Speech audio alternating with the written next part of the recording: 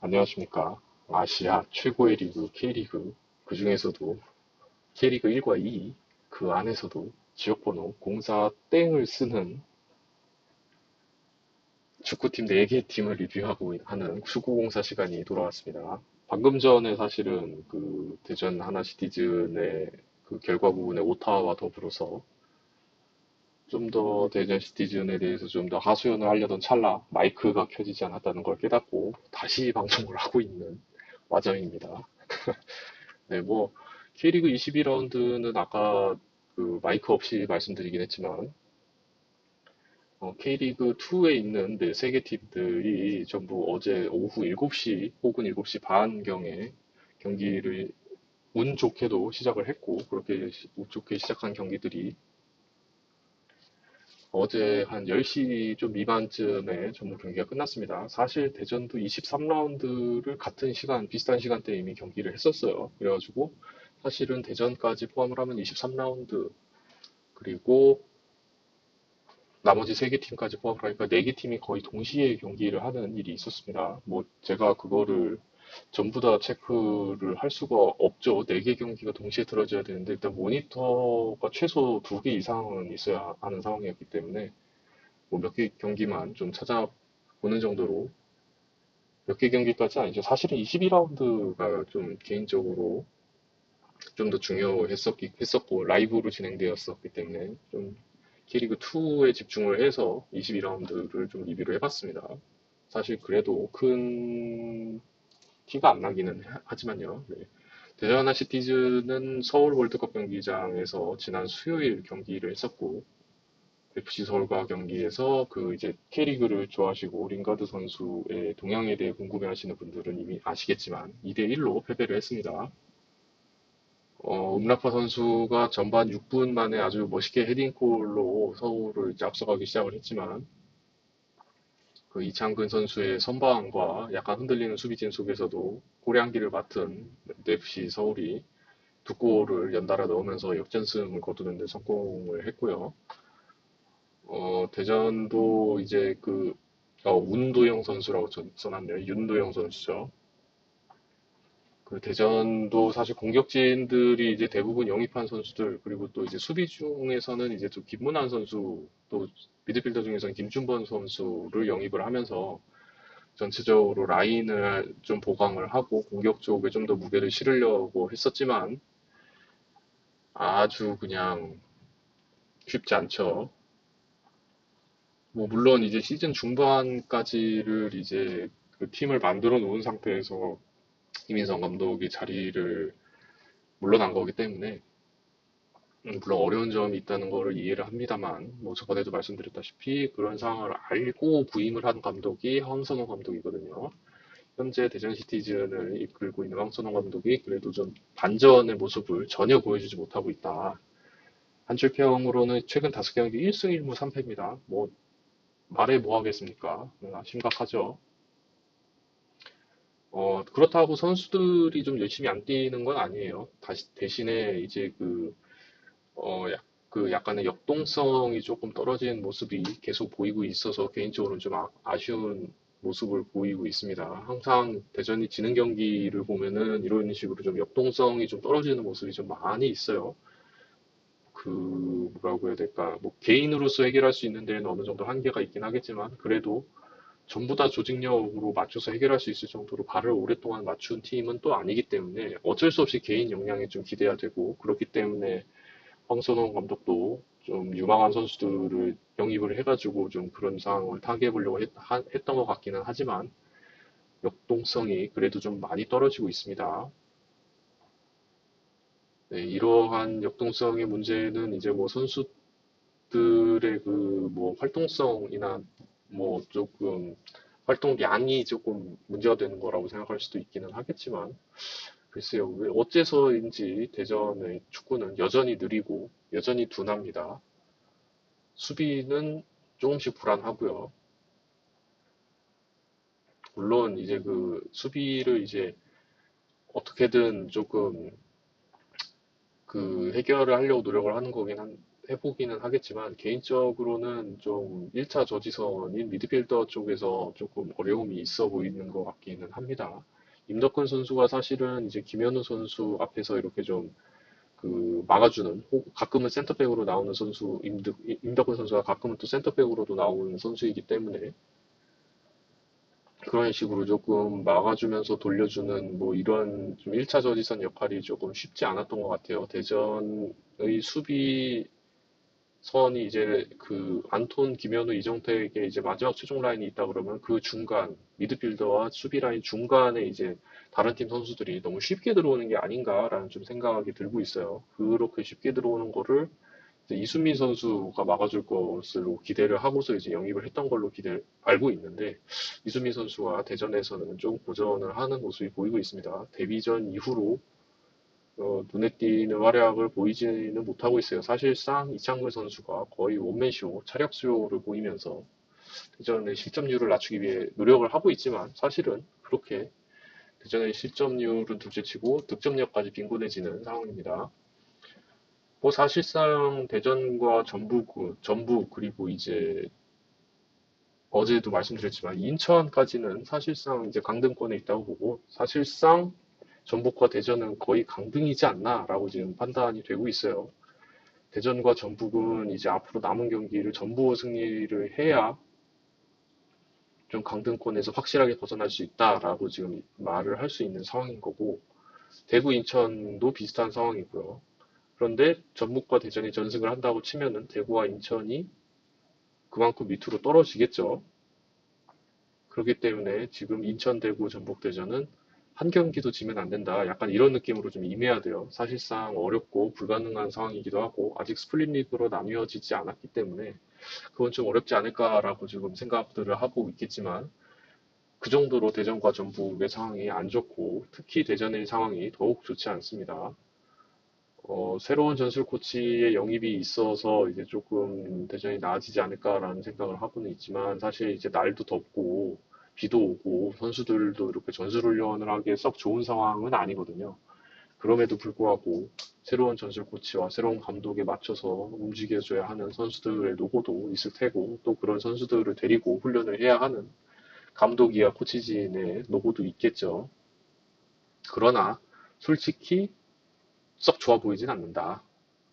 네, 지금 뭐 23라운드 어제 경기였던 이제 라인업을 보시면 아시겠지만 사실 그 거의 이제는 그 황선홍 감독 스타일의 황선홍 감독이 영입을 했고 또 황선홍 감독 스타일의 선수들이 거의 이제 라인업에 이제 전면에 나오는 일이 이제 조금 등장을 합니다만 글쎄요. 전체적으로 역동성이 좀 떨어지는 모습이 좀 대전 하나 시티즌에게는 좀 아쉬운 모습이고 그 앞서 그 배서준 선수도 이제 그 뒤에 있을 경기에 출전하긴 했지만 수원 삼성으로 보너스 주었기 때문에 그 약간 U22세 이하 카드도 윤도영 선수와 김민우 선수, 이상민 선수 이렇게 세 선수를 이렇게 쓰면서 조금 선수들의 체력 안배라든가 유망주들에 대한 기회부여, 뭐 동시에 또 이제 U22세 이하의 K리그 지역 룰에 좀 지키려고 노력을 많이 하는 모습인데 조금 더 이 카드를 적극적으로 쓰는 게 어떨까 하는 생각은 좀 있습니다. 전체적으로 선수단의 나이가 조금 고르게 분포하지는 않은 것 같다라는 게 개인적인 생각입니다. 충남 아산 프로축구단은 3대2로 패배를 했습니다. 리그 K리그2의 3위인 아산과 2위인 전남의 맞대결이었고요. 예상한 것, 예상을 제가 어제 어떻게 했는지 좀 기억이 안 나긴 하지만, 뭐, 하여튼 한 점 차의 경기였습니다. 전남에 이제 요즘에 이제 잘 나가고 있는 하남 선수가 두 골을 넣고, 전반에만 3대 0으로 맞췄거든요. 그런데 이제 충남 아산 프로축구단이 조금 늦기는 했지만 후반 막바지쯤에 두 골을 따라 붙으면서 이제 동점까지 노려볼 만한 상황이 나오진 못했지만 충남아산 프로축구단이 세 경기 연속 같은 선발 라인업을 세우다가 이번에 조금 바꿨거든요. 이제 강민규 선수랑 정망우 선수가 이제 선발로 들어왔죠.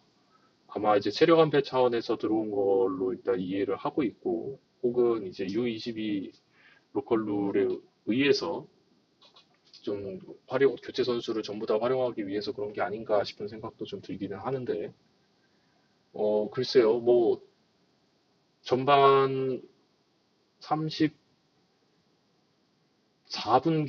2대 0으로 이미 게임이 좀 많이 어려워져 있는 상황에서 이제 좀 급하게 다시 그 주전급들 선수를 다시 교체로 넣어주면서 어떻게든 좀 김현석 감독이 변화를 주려고 노력을 해봤지만 좀 쉽지 않았습니다. 그래서 뭐 교체 선수 명단을 보시면 아시겠지만 정마호 선수 대신에 김종석 선수가 들어갔다고 사실 보는 게 사실상 맞을 것 같고, 박대훈 선수 대신에 주닝려 선수가 들어가고, 나머지 이제 양옆에 송승민, 강민규 선수를 59분에 호세와 데니스원으로 바꾸면서 이제 외인들에게 한번 최전방을 맡겨봤는데, 뭐 물론 데니스원 선수가 영입된 지 얼마 안 된 것도 있기는 하지만 그렇게 썩 파괴적인 모습을 보여주지는 못했어요. 오히려 골을 넣은 선수들을 보면은 왼쪽 윙백인 최치원 선수가 골을 넣었고, 또 우리 주장 김종석 선수가 넣어준 모습을 볼 수 있죠. 이런 걸로 봤을 때 이제 전방에서 외국인들이 많이 괴롭힘을 주면서 이제 뒤에서 오히려 기회를 얻어가지고 골을 넣은 게 아닌가 싶기도 하지만, 글쎄요. 그 리그 초반에 그 큰 활약을 보이지 못했던 이제 주닝여 선수가 이제 좀 살아나면서 좀 좋은 모습을 보이고 있었지만, 또 호세 선수가 가세를 함으로써 좀 더 파괴력을 얻기도 했지만, 이상 그 공격을 아예 그 세 명의 외인들에게 한번 맡겨보니 그건 잘 모르겠다 하는 느낌이었습니다. 뭐 좀 더 호흡을 맞춰보면 알게 하겠지만, 아사는 그래도 이제 최근에 상승세인 팀 분위기에 힘입어서 끝까지 포기하지 않고 3대2까지 쫓아가는 저력을 보여줬습니다. K리그는 이제 로컬룰에 의해서 득실차보다는 득점 순으로 이제 순위를 산정을 해요. 전체 경기 수에서 승점까지 이렇게 보고, 승점이 만약에 같다 그러면은 보통은 이제 득실점 차로 이렇게 순위를 가리는데, K리그는 그렇지 않고 골입니다. 득점 수로만 가립니다. 100골을 먹어도 한 골을 넣으면은 그 한 골이 좀 더 좋다고 이제 판단을 해주는 거예요. 뭐 골이 좀 더 많이 나오는 경기를 위한 이제 K리그만의 로컬 룰이긴 한데, 뭐 이에 대한 일단이 있겠지만 이제 좀 정착된 지도 좀 됐어요. 사람들도 이제 조금씩 익숙해지고 있고, 약간의 K리그만의 독특한 재미를 느낄 수 있는 장치이기도 합니다. 그런 의미에서 보자면은 뭐 1점 차 패배긴 하지만 두 골이나 넣었다는 거는 이제 충남 아산 프로축구단이 후에 있을 순위 경쟁에 좀 도움이 될 수 있을 만한 소득이 아닐까라고 생각이 듭니다. 개인적으로는 이 경기에서 이제 신성훈 골키퍼가 이제 좀 운이 없었어요. 뭐 개인적인 실수로 인한 실점도 있기는 했지만, 뭐라고 해야 될까요? 약간 이제 K리그2 내에서도 상위권 팀들은 이제 신성훈 골키퍼의 약점을 조금 이제 공략하기 시작한 게 아닌가라는 생각이 좀 들고 있어요. 신성훈 키퍼가 골키퍼 치고는 좀 작은 키, 180cm 정도의 키이기 때문에 어쩔 수 없이 자주 전진하는 습관이 있습니다. 이 전진하는 습관은 사실 어쩔 수가 없어요. 왜냐면은 골키퍼들의 신장에 대한 문제이기도 하지만, 이게 골대와 멀어지고 상대 선수와 가까워질수록 상대 선수는 이제 슈팅을 할 수 있는 공간 자체가 많이 줄어들거든요. 그런데 이제 신성훈 선수는 이제 신장이 키퍼에 비해서는 다른 골키퍼들에 비해서 조금 작은 편이기 때문에 약간 더 전진을 해서 막아야 하는 것이 있고, 그렇기 때문에 민첩성과 순발력이 굉장히 중요한 골키퍼, 그러니까 민첩성과 순발력이 본인의 강점이어야 하는 선수이고, 또 실제로도 그게 또 강점의 선수고요. 그런 모습이 있는데, 그런 거를 이제 상위권의 팀들은 이제 좀 어느 정도 파악이 된 건지 신성훈 골키퍼가 조금 나았다 싶으면은 약간씩은 중거리 슛을 때려주는 경향이 있습니다. 물론 이제 아산의 수비수, 이제 강준혁, 이은범, 최희원, 이양민 요 네 명의 선수들이 이러한 또 신성원 키퍼의 특성들을 잘 알고 있기 때문에 그런 것들을 잘 메워주기 위해서 노력을 하고는 있지만, 약간은 그런 단점들이 좀 드러난 경기가 아니었나라는 생각이 들었어요. 사실 전남의 공격력이 워낙 좋았고, 또 이러한 수비진들의 움직임들도 어느 정도 파악을 하고서 조금 순조롭게 경기를 풀어간 편이기 때문에, 충남 아산 프로축구단에서는 물론 그 3대 0으로 전반을 끌려간 탓도 있기는 하지만 이러한 좀 보완점들을 좀 메워야 하고, 이 메워야 할 보완점들을 이제 김현석 감독은 이제 외인들의 공격력으로 좀 메워볼까라고 생각을 했던 것 같은데, 약간 밸런스의 측면에서는 좀 좋지 않은 선택이지 않았나라는 생각이 듭니다.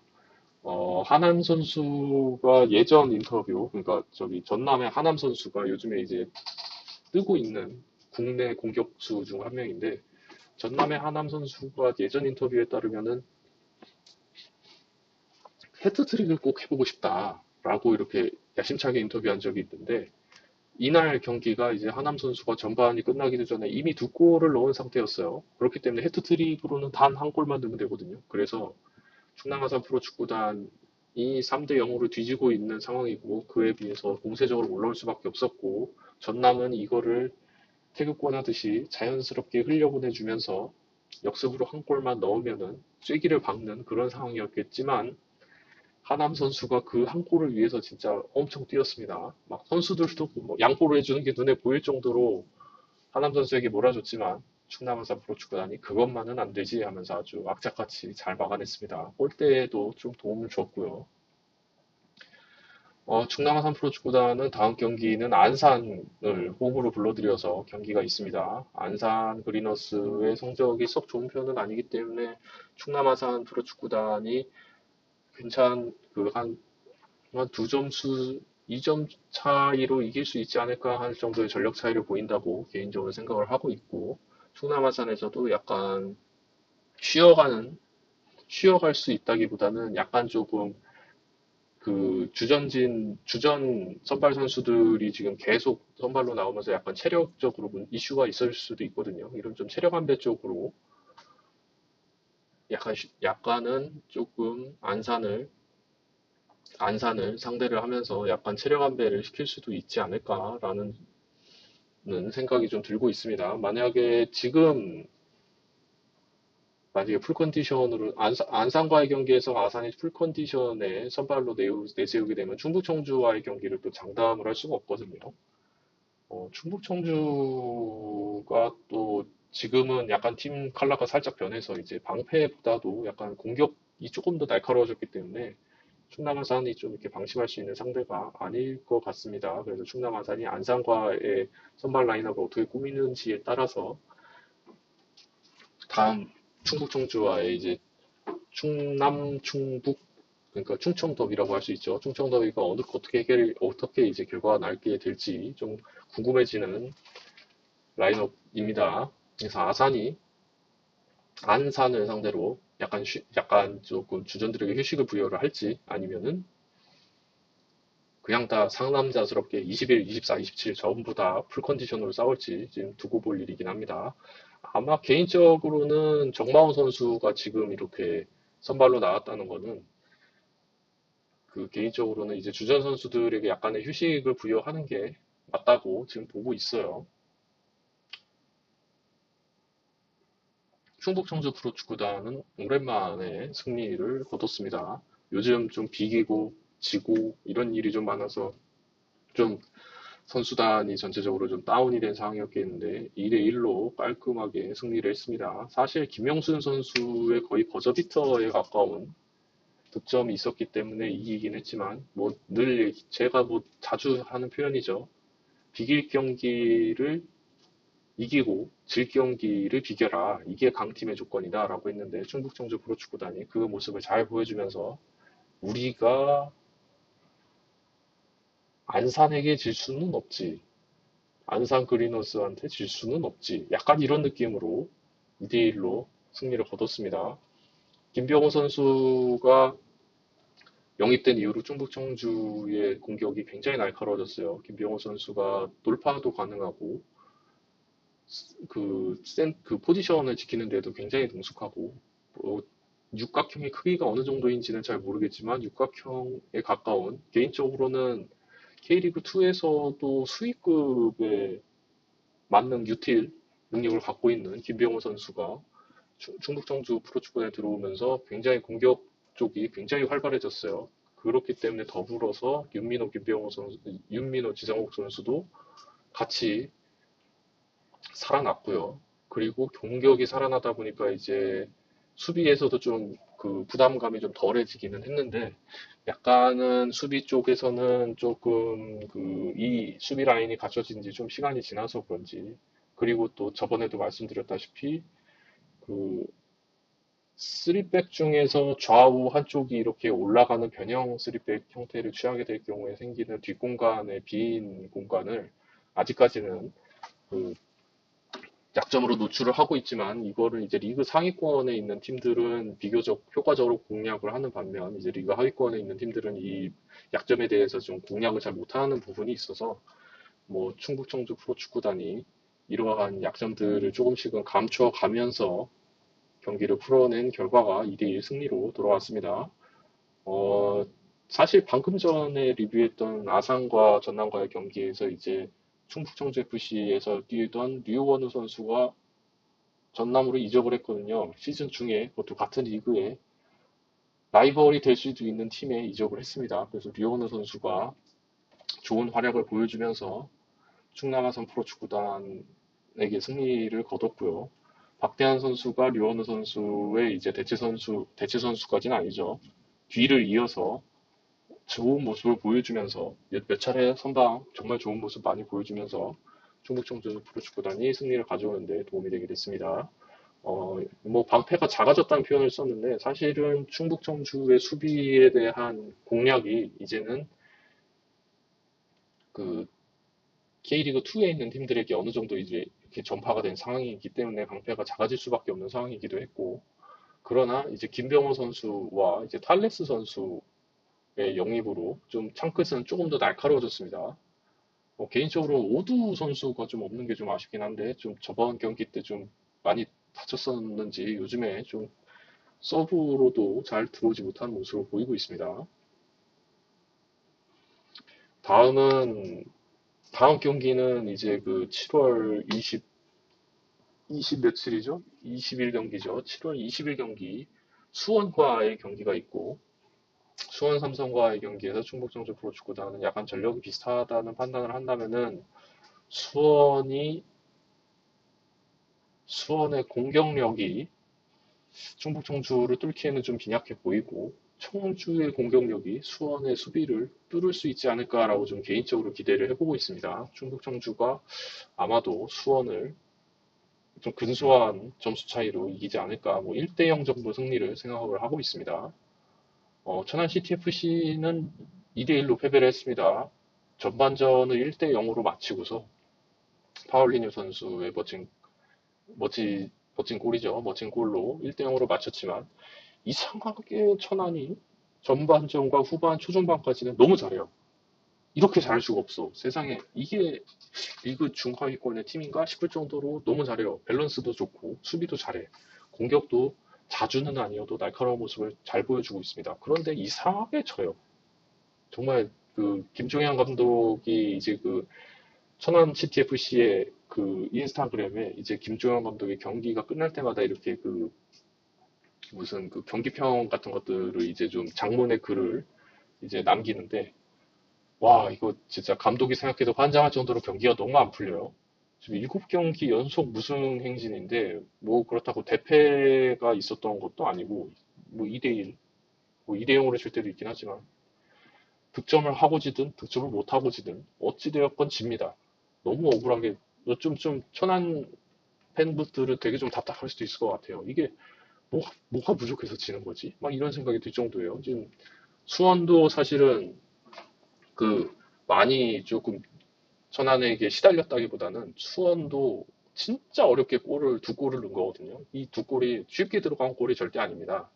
물론 모든 골들이 쉽게 들어가진 않지만 이 두 골들이 너무 수원한테는 그 좀 노력 끝에 이제 보상을 얻었다 하는 느낌의 이제 골인 느낌이긴 하지만 좀 억울할 것 같아요. 좀 천안 시티가 그 약간 경기 운영 쪽에서 조금 문제가 있는 건지 수비로 내려앉을 때의 실점이 반드시 나오는 모습은 좀 아쉬운 부분이 있기는 합니다. 그런데 너무 잘해요. 솔직히 후반전 초중반까지는 뭐 리그 상위권 팀들한테까지는 아니긴 하지만 적어도 안산, 안산은 아니죠. 네, 적어도 뭐, 한 4위권, 5위권 팀들한테까지도 너무 잘하거든요. 그런데 이상하게 진다. 지금 7경기 연속 무승 행진의 천안인데, 물론 이게 한 1무 이후 2패, 1무 이후 2패, 약간 이런 느낌의 7경기 연속 무승이긴 한데, 아주 너무 아쉽습니다. 개인적으로.